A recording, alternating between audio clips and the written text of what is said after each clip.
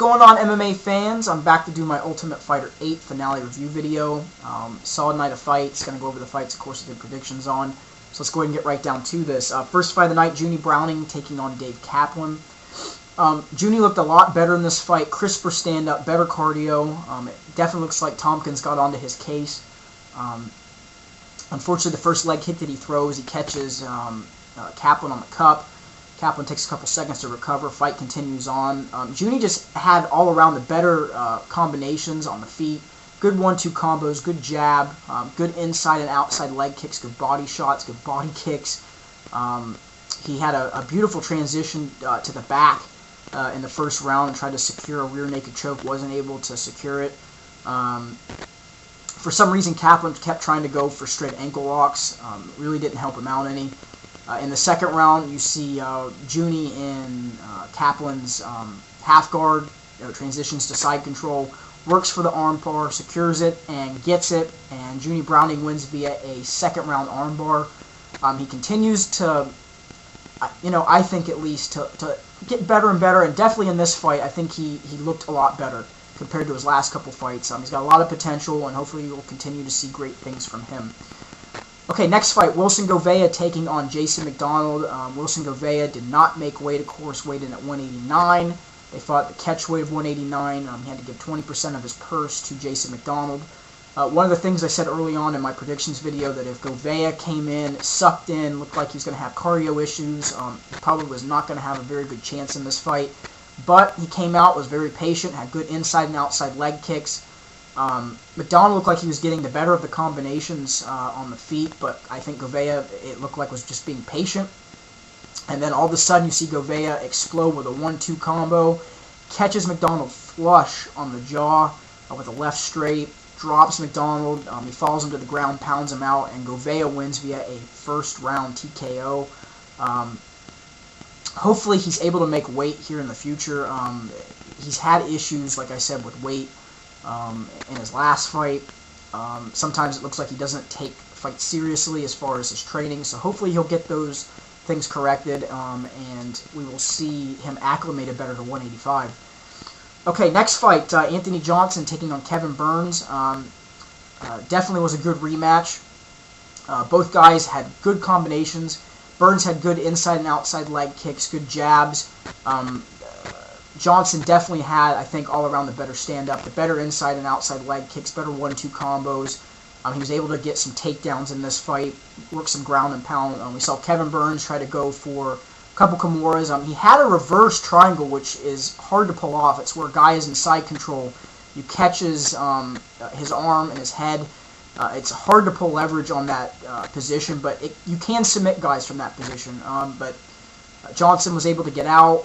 We move on to the third round, and Johnson gets into an exchange with Burns, gets out of it, throws a left high kick, drops Burns instantly, and Anthony Johnson wins via third round knockout via head kick. Looked very, very impressive in this fight, had some good ground and pound, was able to stay out of submissions on the ground, and looked good on his feet, so hopefully we will see, continue to see good things from Anthony Johnson. All right, next fight, Ryan Bader taking on Vinny Magalhaes. Bader came out, was able to push the pace on Vinny.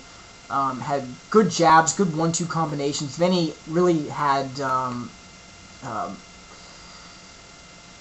really didn't have the better combos, I think. He had some good inside and outside leg kicks. He tried to move forward with a flurry of punches at one point, but really didn't do anything as far as his hands and being better in the exchanges. Bader was just, I think, eating him up with the jab, the 1-2 combos, and then all of a sudden you see Bader come with an overhand right, drops Vinny, pounds him out, fight done, over, and Ryan Bader wins via a knockout.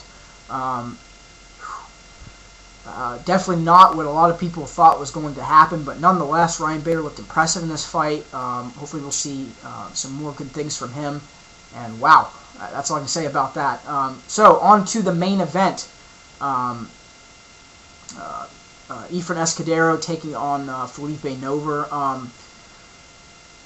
I'm sure a lot of people watched this fight and went, wow, this did not go the way that I thought it was going to go, but Ephraim came out and had a very, very, very good game plan. Every time that Felipe threw the right cross, he would duck under, secure the takedown, go down, work ground and pound. He had a good right hand in the opening round that actually rocked Felipe a little bit. Felipe tried to get to a single to take Ephraim down, but wasn't able to get him down. Ephraim had a good overhand right from the standing position down into Felipe's guard.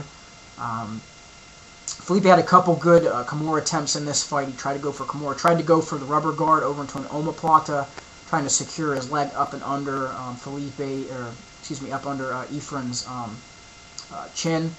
But all around, Ephraim had just controlled this fight. I mean, he had the fight on the ground. He controlled it, had good ground and pound, stayed out of submissions. He had some good exchanges on the feet, and every time Felipe threw that right cross, he ducked under and took him down. The only round that Felipe had some really, really good maneuvering and the better combinations and even the better submission attempts from bottom was in the third round, and Ephraim goes on to win this fight via a unanimous decision. Like I said, he controlled this fight, had the fight on the ground, had the better ground and pound, had some good combinations on the feet, some good leg kicks, but his ground and pound and keeping and controlling the fight on the ground and staying out of submissions definitely won him this fight. Hopefully we'll continue to see great things from him. He showed some really, really good things in this fight, and as for Felipe, hopefully we will see him back. One thing he's definitely got to work on is his wrestling. So that was my review of the Ultimate Fighter 8 finale. Leave some comments, constructive, negative, positive. And on that note, you guys, have a great day.